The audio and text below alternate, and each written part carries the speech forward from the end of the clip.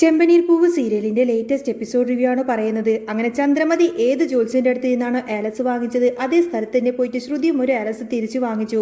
അത് വെറും ഒരു ആലസ് അല്ല, ഒരമ്മയും മകനെയും തമ്മിൽ എന്നേക്കുമായി അകറ്റാൻ ശക്തിയുള്ള ആലസ് ആയിരുന്നു അത്. ചന്ദ്രമതിയും ശ്രുതിയും പിരിക്കുക എന്നത് മാത്രമായിരുന്നു അവളുടെ ശ്രുതിയുടെ ഏക ലക്ഷ്യം. ആലസുമായി അവൾ നേരെ ബാമാൻ്റെ അടുത്തേക്ക് ചെന്നു. ബാമാൻ്റെ കണ്ടപ്പോൾ ശ്രുതി ഒന്ന് ഞെട്ടി. ശ്രുതി അത് നീട്ടിക്കൊണ്ട്, ബാമാൻ്റെ ഇതൊരു സാധാരണ ആലസ് അല്ല, അമ്പലത്തിൽ പോയപ്പോൾ ഒരു സ്വാമി തന്നതാ. ചന്ദ്രാന്തി ജപിച്ചതിനേക്കാൾ വലിയ ശക്തിയുണ്ട് ഈ ആലസിന്. ബാമ സംശയത്തോടത് വാങ്ങി. ഇത് ഞാൻ എന്ത് ചെയ്യാനാ ശ്രുതി? ഇത് ചന്ദ്രാന്തിയുടെ കയ്യിൽ കൊടുക്കണം, എന്നിട്ട് അവരെ കൊണ്ട് തന്നെ ഇത് ശ്രുതിയുടെ കയ്യിൽ അങ്ങ് കെട്ടിപ്പിക്കണം. അതാണ് എൻ്റെ പ്ലാന്. ശ്രുതിയുടെ കണ്ണുകളിൽ ക്രൂരമായ ഒരു തിളക്കമുണ്ടായിരുന്നു. ബാമാൻ്റെ ഒന്ന് മടിച്ചു. അയ്യോ, അതൊന്നും ശരിയാവില്ല ശ്രുതി, ചന്ദ്രമതി എന്നെ സംശയിക്കും, എനിക്കതിനൊന്നും വയ്യ.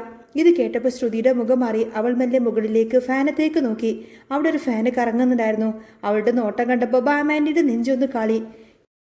ഇവൾക്ക് വട്ടാണ്. വിചാരിച്ച കാര്യം നടന്നില്ലെങ്കിൽ ചിലപ്പോൾ ആ ഫാനിൽ തൂങ്ങി മരിക്കാൻ ഇവളും മടിക്കില്ല. വേണ്ട, നീ ഒന്നും ചെയ്യണ്ട, ഇതങ്ങ് തന്നേക്ക്, ഞാൻ കൊണ്ടുപോയി കൊടുത്തോളാം. ചന്ദ്രമതിയെ കണ്ടിട്ട് ഞാൻ എന്തായാലും ഇത് കൊണ്ട് ഏൽപ്പിച്ചോളാം. ബാമയുടെ ഗതികേട് കൊണ്ട് തന്നെ ശ്രുതിയോടത് സമ്മതിച്ചു. അത് കേട്ടപ്പോൾ ശ്രുതിയുടെ ചുണ്ടിൽ വിജയത്തിന്റെ ഒരു ചിരി വിടർന്നു. അവൾ അവിടെ നിന്നും പോയ ഉടനെ തന്നെ ബാമാൻഡി ആ ഒരു ഏലസുമായി വേഗം ചന്ദ്രോദയത്തിലേക്ക് തിരിച്ചു. ശ്രുതിയുടെ മനസ്സിലിരിപ്പ് എന്താണെന്ന് അറിയാവുന്നതുകൊണ്ട് തന്നെ എത്രയും പെട്ടെന്ന് തന്നെ ഇത് ചന്ദ്രയുടെ കയ്യിൽ ഏൽപ്പിക്കുന്നതാ നല്ലത് എന്ന് ബാമക്കും തോന്നി. ബാമ ചന്ദ്രോദയത്തിലെത്തുമ്പോൾ എല്ലാവർക്കും അത്ഭുതമായിരുന്നു. പതിവില്ലാതെ ബാമാൻഡി ഇങ്ങോട്ടേക്ക് വന്നത് എന്തിനാണെന്ന് എല്ലാവരും ചിന്തിച്ചു. രേവതിയാണ് ആദ്യം ചോദിച്ചത്. ആഹാ, എന്താ ബാമാൻഡി പതിവില്ലാതെ ഇങ്ങോട്ടേക്ക്? വിശേഷിച്ച് എന്തെങ്കിലുമൊക്കെ ഉണ്ടോ? ബാമാൻഡി ഒന്ന് പരിങ്ങി. പ്രത്യേകിച്ചൊന്നുമില്ല, എനിക്കെന്താ ഇങ്ങോട്ടേക്ക് വന്നൂടെ എപ്പോഴും? ചന്ദ്രയാണല്ലോ അങ്ങോട്ടേക്ക് വരാറുള്ളത്, അപ്പോൾ പിന്നെ ഞാനെന്ന് വിചാരിച്ചു ഇങ്ങോട്ട് വരാമെന്ന്. ചന്ദ്ര എവിടെ? അമ്മ മുകളിലത്തെ മുറിയിലുണ്ട് എന്ന് രേവതി പറഞ്ഞു. ബാമ വേഗം കോണിപ്പടികളൊക്കെ കയറി ചന്ദ്രയുടെ മുറിയിലേക്ക് ചെന്നു. അവിടെ ചെല്ലുമ്പോൾ ചന്ദ്രമതി കണ്ണീരോടുകൂടെ തുണികളെല്ലാം തന്നെ മടക്കി വെക്കുന്നതാ ബാമ കാണുന്നത്. ബാമക്ക് ശരിക്കും അത്ഭുതം തോന്നി. പണിക്കാരെ കൊണ്ട് മാത്രം ഇത്തരം ജോലികളൊക്കെ ചെയ്യിപ്പിക്കുന്ന ചന്ദ്ര തനിയെങ്ങനെ ഇസ്തിരി ഇടുകയും തുണികളൊക്കെ മടക്കി വെക്കുകയൊക്കെ ചെയ്യുന്നത് കാണുമ്പോൾ, ചന്ദ്രേ, ഞാൻ നിന്നെ തന്നെയാണോ ഈ കാണുന്നത്? നീ ഇതെല്ലാം തനിയെ ചെയ്യുകയാണോ? ബാമ അമ്പരപ്പോട് ചോദിച്ചു. ചന്ദ്രമതി കണ്ണൊക്കെ തുടച്ചുകൊണ്ട് ബാമയെ നോക്കി. എന്ത് പറയാനാ ബാമേ, ഇന്ന് രവിയേട്ടന് എന്താ പറ്റിയെന്നറിയില്ല. എൻ്റെ അടുത്ത് വല്ലാത്ത ദേഷ്യം. ഞാൻ ഈ തുണികളൊക്കെ രേവതിയെ കൊണ്ട് ചെയ്യിപ്പിക്കാമെന്ന് കരുതി കട്ടിലെടുത്ത് വെച്ചതാ. അത് കണ്ട് രവിയേട്ടൻ കണ്ണ് തള്ളി വന്നു. എന്നെ അടിക്കാൻ വരെ കയ്യോങ്ങി. ഞാൻ അതിന് തനിയെ ചെയ്തു തീർക്കുമെന്ന ഞാൻ തന്നെ ഇതെല്ലാം തന്നെ തനിയെ ചെയ്തു തീർക്കണമെന്ന അദ്ദേഹം പറഞ്ഞത്. പതിവില്ലാതെ രവിയേട്ടന് ഇത്രയും ദേഷ്യം എവിടെ നിന്ന് വന്നതാ എനിക്ക് മനസ്സിലാവാത്തത്. ബാമാൻഡി അവളെ ആശ്വസിപ്പിക്കാൻ ശ്രമിച്ചു. അതെന്തെങ്കിലുമൊക്കെ ആവട്ടെ ചന്ദ്രേ, ഈ മുറിയിൽ ഇങ്ങനെ സാധനങ്ങളൊക്കെ വലിച്ചു വാരിയിട്ട ആർക്കായാലും ദേഷ്യം വരില്ലേ? രവിയേട്ടനെ പറഞ്ഞിട്ടും കാര്യമില്ല, നീ ഏതായാലും വേഗം ഇതൊക്കെ ചെയ്തു തീർക്കാൻ നോക്ക്. ചന്ദ്രമതി പെട്ടെന്നോർത്തു. അല്ല ബാമേ, നീ എന്താ പെട്ടെന്ന് ഇങ്ങോട്ടേക്ക് വന്നത്? ബാമാൻഡി ചുറ്റുമൊന്ന് നോക്കി ശബ്ദം താഴ്ത്തി പറഞ്ഞു. അത് മറ്റൊന്നുമല്ല ചന്ദ്രേ, ഞാനിന്ന് അമ്പലത്തിൽ പോയപ്പോൾ ഒരു വലിയ സ്വാമിയെ കണ്ടു. ഞാൻ അദ്ദേഹത്തോട് നിന്റെ പ്രശ്നങ്ങളും ശ്രുതിയുടെ കാര്യങ്ങളൊക്കെ പറഞ്ഞു. അപ്പോൾ അദ്ദേഹം കുറച്ച് ധ്യാനിച്ചിട്ട് എനിക്കൊരു ഏലസ് തന്നു. എത്രയും പെട്ടെന്ന് തന്നെ ഈ പ്രശ്നങ്ങളൊക്കെ തീരാനും ശ്രുതിക്ക് നല്ലൊരു ജീവിതമുണ്ടാവാനും വേണ്ടി അദ്ദേഹം പ്രത്യേകിച്ച് ജപിച്ച് തന്നതായത്. ഇത് നിന്റെ കയ്യിൽ തരാൻ വേണ്ടിയിട്ടാ ഞാൻ ഇത്ര പെട്ടെന്ന് ഇങ്ങോട്ടേക്ക് വന്നത്. അങ്ങനെ ബാമാൻഡി ആ ഏലസ് ചന്ദ്രമതിയുടെ നേരെ നീട്ടി. ചന്ദ്രമതിയുടെ മുഖം തെളിഞ്ഞു. ആണോ ബാമേ, നീ എനിക്ക് വേണ്ടി ഇത്രയും വലിയൊരു കാര്യം ചെയ്തല്ലോ, എനിക്കൊരുപാട് സന്തോഷമായി. അവൾ ആ ആലസ് ഭക്തിയോടുകൂടെ വാങ്ങി നെഞ്ചോട് ചേർത്തു. ഞാൻ ശ്രുതി വന്നിട്ട് കൊടുക്കാമെന്നൊക്കെ വിചാരിച്ച് ഇന്നലെ തന്നെ കൊണ്ടുവന്ന മറ്റേ ആലസ് പൂജാമുറിയിൽ വെച്ചിട്ടുണ്ട്. ഏതായാലും ഇതും കൂടി അതിൻ്റെ കൂടെ തന്നെ വെക്കാം. എന്നിട്ട് ശ്രുതി വരുമ്പോൾ രണ്ടും കൂടി ഒരുമിച്ച് അവനെ കൊണ്ട് കെട്ടിക്കാം. ബാമയുടെ മനസ്സിലപ്പോൾ ഒരു കണക്കൂട്ടൽ നടക്കുകയായിരുന്നു. ഒന്ന് ഭാര്യ ഭർത്താവുമാരും തമ്മിൽ പിരിയാനുള്ളത്, മറ്റേത് അമ്മയും മകനും തമ്മിൽ പിരിയാനുള്ളത്. രണ്ടും കൂടി ശ്രുതിക്ക് കൊടുത്താൽ ചിലപ്പോൾ ശക്തിയൊക്കെ പോയിട്ട് കുഴപ്പമൊന്നുമില്ലാതായി വരുമായിരിക്കും. ബാമാൻഡി അറിയാതെ ഒന്ന് ചിരിച്ചുപോയി. എന്താ ബാമേ, നീ എന്തെങ്ങനെ ചിരിക്കുന്നത്? നീ എന്താ ആലോചിക്കുന്നത്? ചന്ദ്രമതി ചോദിച്ചു. ഒന്നുമില്ല, എന്തായാലും നീ പോയിട്ട് ആ ആലസ് പൂജാമുറിയിൽ കൊണ്ടുപോയി വെക്കുകയെന്ന് ബാമാൻഡി പറഞ്ഞു.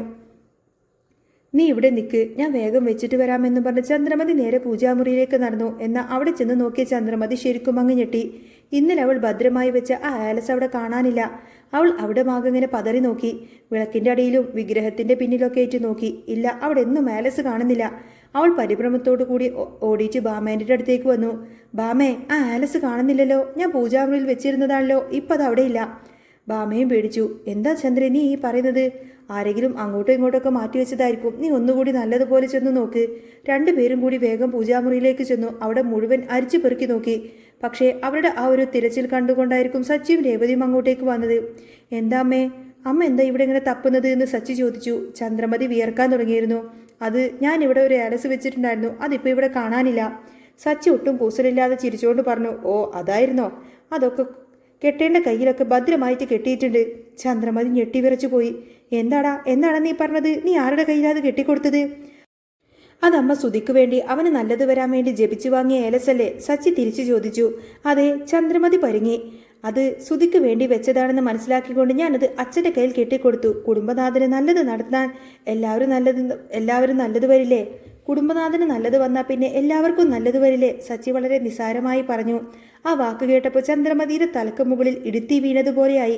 രവിയേട്ടൻ മുറിയിൽ വെച്ച് കലി തുള്ളിയതും തന്നെ അടിക്കാൻ വന്നതുമൊക്കെ അയാളുടെ മനസ്സിലൂടെ ഒരു മിന്നൽ പോലെ കടന്നുപോയി. ആ ഏലസ് കയ്യിൽ കെട്ടിയത് കൊണ്ടാണ് രവിയേട്ടൻ അങ്ങനെയൊക്കെ പെരുമാറിയത്. അത് ഭാര്യയും ഭർത്താവും തമ്മിലുള്ള അടിവിടുണ്ടാക്കുന്ന ഏലസാണ്. അവൾക്ക് നിൽക്കക്കള്ളിയില്ലാതായി. അവളുടെ ഉള്ളിലെ ഭയമൂത്ത് ആ ഭയമെല്ലാം തന്നെ മുഖത്ത് വ്യക്തമായി കാണാമായിരുന്നു. സച്ചിയെയും ഭാമേൻ്റെയൊക്കെ തള്ളി മാറ്റിക്കൊണ്ട് ചന്ദ്രമതി നേരെ രവിയേട്ടനെ അന്വേഷിച്ചോടി. രവിയേട്ടാ എന്നിങ്ങനെ ഉച്ചത്തിൽ വിളിച്ചുകൊണ്ട് തന്നെ അവൾ ഹാളിലേക്ക് വന്നു. പത്രം വായിച്ചുകൊണ്ടിരിക്കുന്ന രവീന്ദ്രൻ ദേഷ്യത്തോടു കൂടെ മുഖമുയർത്തി. എന്താ ചന്ദ്രേ, എന്തിനെ കിടന്ന് കാറുന്നത്? മനുഷ്യനെ ഇത്തിരി സ്വസ്ഥത തരില്ലേ നീ? ചന്ദ്രമതി കെതിച്ചുകൊണ്ട് രവിയുടെ അടുത്തേക്ക് ചെന്നു. അയാളുടെ കയ്യിൽ ആ ഏലസ് ഭദ്രമായി കിടക്കുന്നുണ്ട്. രവിയേട്ടാ, ആ ഏലസ് നിങ്ങളാണോ കെട്ടിയത്? അതെ, ഞാൻ തന്നെയാ കെട്ടിയത്. എനിക്ക് നല്ലത് സംഭവിക്കുമെന്ന് സച്ചി പറഞ്ഞപ്പോൾ ഞാനും വിചാരിച്ചു കെട്ടിക്കോളാമെന്ന്. അവൻ അത്രയും നിർബന്ധിച്ചപ്പോൾ എനിക്കത് വേണ്ടെന്ന് വെക്കാൻ തോന്നിയില്ല. അതിനിപ്പോൾ എന്താ? രവീന്ദ്രൻ അല്പം കടുപ്പിച്ചു. രവിയേട്ടന് അത് വേഗം തന്നെ അഴിച്ചു മാറ്റി. അത് നിങ്ങൾക്കുള്ളതല്ല. ചന്ദ്രമതി കരയുന്നത് പോലെ പറഞ്ഞു. അതെന്താ എനിക്കുള്ളതല്ലാത്തത്? അത് ഞാൻ സുധീര നല്ലതിനു വേണ്ടി വാങ്ങിച്ചതാ. നിങ്ങളത് കെട്ടിക്കഴിഞ്ഞാൽ നിങ്ങൾ നല്ലതൊന്നും വരില്ല. അത് വേഗം തന്നെ അഴിച്ചതാ രവിയേട്ട. ചന്ദ്രമതി അയാളുടെ കയ്യിൽ പിടിച്ചു വലിക്കാൻ ശ്രമിച്ചു. രവീന്ദ്രൻ കയ്യങ്ങ് കൊടഞ്ഞെറിഞ്ഞു. ഇല്ല, എനിക്ക് അഴിക്കണമെന്ന് പറഞ്ഞ് എനിക്ക് തോന്നുന്നത് വരെ ഞാൻ ഏതായാലും ഇത് അഴിക്കില്ല. സുധിക്ക് നല്ലതിനു വേണ്ടി ജപിച്ചതാണെങ്കിൽ എൻ്റെ കയ്യിൽ കിടന്നാലും കുഴപ്പമൊന്നുമില്ലല്ലോ. നീ വെറുതെ കിടന്ന് ബഹളമുണ്ടാക്കാതെ അങ്ങ് മാറി നിൽക്ക് ചന്ദ്രേ. ചന്ദ്രമതി അവിടെ ഇങ്ങനെ കിടന്ന് അക്ഷരാർത്ഥത്തിൽ അങ്ങ് ഉരുളുകയായിരുന്നു. ഭാമക്കുമല്ലാതെ പേടിയായി. ഇവിടെ ഇപ്പോൾ വലിയൊരു പൊട്ടിത്തെറി നടക്കുമെന്ന് ഭാമക്ക് ഉറപ്പായിരുന്നു. ഭാമ വേഗം പോയി രവീന്ദ്രൻ്റെ അടുത്തേക്ക് ചെന്ന് പതുക്കെ പറഞ്ഞു. രവിയേട്ട, അവൾ പറയുന്നത് കേക്ക്. അത് അഴിച്ചു വെക്കുന്നതാ നല്ലത്. ഇതെല്ലാം കണ്ടു നിൽക്കുന്ന സച്ചിയുടെ കണ്ണുകൾ ചുരുങ്ങി. അവൻ എന്തൊക്കെയോ പന്തികേട് തോന്നി. എന്തോ വലിയൊരു രഹസ്യം ഇവർ ഒളിക്കുന്നുണ്ട്. അവൻ നേരെ ഭാമാൻ്റെ അടുത്തേക്ക് ചെന്നു. ഭാമാൻറ്റി, സത്യം പറ, എന്താ ഈ ഏലസിൻ്റെ രഹസ്യം? ഇതെന്തിനു വേണ്ടി ജപിച്ചതാ? സച്ചിയുടെ ശബ്ദത്തിൽ ഒരു താക്കീതുണ്ടായിരുന്നു. ഭാമാൻറ്റി വിയർക്കാൻ തുടങ്ങി. അവൾ ചന്ദ്രമതിയെ നോക്കി. ചന്ദ്രമതി കണ്ണുകൊണ്ട് കൈകൊണ്ടൊക്കെ സത്യം പറയരുതെന്ന് കാണിക്കുന്നുണ്ടായിരുന്നു. പക്ഷേ സച്ചി വിടാൻ ഭാവമില്ല. പറയാനാ പറഞ്ഞത്, ഇല്ലെങ്കിൽ എൻ്റെ സ്വഭാവം അങ്ങ് മാറും. സച്ചി ശബ്ദമുയർത്തി. സച്ചിയുടെ ദേഷ്യം കണ്ടപ്പോൾ ഭാമാൻറ്റിയെ നിയന്ത്രണം വിട്ടു. അവൾ അറിയാതെ സത്യം അങ്ങ് വിളിച്ചു പറഞ്ഞു പോയി. അത് ശ്രുതിയും തമ്മിൽ പിരിക്കാൻ വേണ്ടിയിട്ട് ചന്ദ്രമതി ഒരു പൂജാരിയെ കൊണ്ട് ജപിച്ചു വാങ്ങിച്ച ഏലസാദ് സച്ചി. ഹാളിൽ വലിയൊരു നിശബ്ദത പടർന്നു. രവീന്ദ്രന്റെ മുഖത്തെ ഭാവമങ്ങ് മാറി. അയാൾ പെട്ടെന്ന് കയ്യിലെ ഏലസിലേക്ക് നോക്കി. തനിക്ക് പെട്ടെന്നുണ്ടായ ദേഷ്യത്തിന്റെയും കലിതുള്ളിയതിന്റെ ആ ഒരു കാരണമെല്ലാം തന്നെ ഈ ഏലസാണ് കാരണമെന്ന് അയാൾക്ക് നിമിഷ നേരം കൊണ്ട് തന്നെ മനസ്സിലായി. അയാൾ വെറുപ്പോടുകൂടി ആ ഏലസ് അങ്ങ് പൊട്ടിച്ചെറിച്ചു. അപ്പോൾ ഇതായിരുന്നല്ലേ കാര്യം? അച്ഛൻ അത്രയും ദേഷ്യപ്പെട്ടതും അമ്മ അടിക്കാൻ വേണ്ടി പോയതൊക്കെ അതിൻ്റെയൊക്കെ പിന്നിലുള്ള രഹസ്യം ഇതായിരുന്നു അല്ലേ? ഇതിൻ്റെ പണിയായിരുന്നു അല്ലേ? സച്ചി പരിഹാസത്തോടെ ചോദിച്ചു. എന്നിട്ട് രവീന്ദ്രനോട് പറഞ്ഞു. അച്ഛനത് ഊരിക്കളയൊന്നും വേണ്ട. അച്ഛൻ്റെ നല്ലതിനു വേണ്ടി തന്നെയാണ് വെക്കുമല്ലോ ഇതൊക്കെ. ഒന്ന് പോടാ അവിടുന്ന്. രവീന്ദ്രൻ ദേഷ്യത്തോടെ അലറി. അയാൾ ചന്ദ്രമതിയുടെ നേരെ തിരിഞ്ഞു. ആ കണ്ണുകളിൽ തീ പാറുന്നുണ്ടായിരുന്നു. ചന്ദ്രേ, ഇതുപോലത്തെ വൃത്തികെട്ട ആവാസങ്ങളെയും എൻ്റെ വീട്ടിൽ കാണരുതെന്ന് ഞാൻ നിന്നോട് പലതവണ പറഞ്ഞിട്ടുള്ളതാ. ഇനിയും നീ വഴിക്ക് പോയി കഴിഞ്ഞാൽ എൻ്റെ തനി നിറ നീ അങ്ങ് കാണും. രവീന്ദ്രൻ ആ ഏലസ് പുറത്തേക്ക് വലിച്ചെറിഞ്ഞുകൊണ്ട് ദേഷ്യത്തോടെ പുറത്തേക്ക് നടന്നുപോയി. ചന്ദ്രമതി അവിടെ തന്നെ തറഞ്ഞു നിന്നു. അവളുടെ എല്ലാ പ്ലാനുകളും ചീട്ടുകൊട്ടാരം പോലെ തകർന്നടിയാണ്. ഭാമാൻറ്റി അവളിങ്ങനെ ദഹിപ്പിക്കുന്നൊരു നോട്ടം നോക്കി. ഭാമക്ക് അവിടെ നിൽക്കാൻ തോന്നിയില്ല. ഇനിയിപ്പോൾ ശ്രുതി കൊടുത്തുവിട്ട ആ ഒരു ഏലസും കൂടി ചന്ദ്രമതിയുടെ കയ്യിൽ കൊടുത്താൽ പിന്നെ ഇവിടെ ഒരു വലിയ ഭൂകമ്പം തന്നെ ഉണ്ടാവും. അതും അമ്മയും മകനും തമ്മിൽ പിരിയാനുള്ള ഏലസാണ്. അത് ശ്രുതി കെട്ടിക്കഴിഞ്ഞാൽ പിന്നെ ഈ വീട്ടിൽ ഒരു സമാധാനം ഉണ്ടാവില്ല. ചന്ദ്രേ, ഈ ഏലസൊന്നും ഇനി വേണ്ട. ബാക്കി കാര്യങ്ങളൊക്കെ നമുക്ക് പിന്നെ തീരുമാനിക്കാമെന്ന് പറഞ്ഞ് ഭാമ ആ രണ്ടാമത്തെ ഏലസ് കയ്യിൽ പിടിച്ച് അവിടെ നിന്നും വേഗം മുങ്ങി. ചന്ദ്രമതിക്ക് വല്ലാതെ അപമാനവും ദേഷ്യവും തോന്നി. എന്ത് സംഭവിച്ചാലും ശ്രുതിയും പെരിക്കാതെ താൻ അടങ്ങില്ല എന്ന വാശി അവളുടെ മനസ്സിൽ ഒന്നുകൂടി ബലപ്പെട്ടു. എത്ര വലിയ കുതന്ത്രം മെനഞ്ഞേണ്ടി വന്നാലും അവൾ അത് തന്നെ ചെയ്യും. ഇതൊന്നും അറിയാതെ മുകളിലത്തെ മുറിയിൽ വർഷ തനിച്ചിരിക്കുകയായിരുന്നു. അവളുടെ ഉള്ളിലും വലിയൊരു കൊടുങ്കാറ്റടിക്കുന്നുണ്ടായിരുന്നു. അവൾ ഗർഭിണിയാണ്. എന്നാൽ ആ സത്യം വീട്ടിൽ ആർക്കും അറിയില്ല. എങ്ങനെയെങ്കിലും ഈ ഗർഭം അലസിപ്പിക്കണമെന്നൊരൊറ്റ ചിന്ത മാത്രമായിരുന്നു വർഷയുടെ മനസ്സിൽ. പക്ഷേ അധിക നാൾ ഈ ഗർഭമായതുകൊണ്ട് തന്നെ അതങ്ങനെ മറച്ചു വെക്കാനൊന്നും കഴിയില്ലല്ലോ. എങ്ങനെയെങ്കിലും ഈ രഹസ്യം, ഇതിൻ്റെ കുതന്ത്രങ്ങളുടെ ഇടയിലേക്ക് അവളുടെ ആ ഒരു സത്യം കൂടി പുറത്തു വരാൻ പോകുന്നൊരു അടിപൊളി സൂപ്പർ രംഗങ്ങളൊക്കെ ഇനി വരാൻ പോകുന്നുണ്ട് കേട്ടോ. അപ്പോൾ നിങ്ങൾക്ക് ഈ ഒരു ചാനൽ ഇഷ്ടമാവുകയാണെങ്കിൽ സബ്സ്ക്രൈബ് ചെയ്യാനും സപ്പോർട്ട് ചെയ്യാനും മറക്കല്ലേ. നെക്സ്റ്റ് വീഡിയോ ഉടനെ വരാം. ബൈ.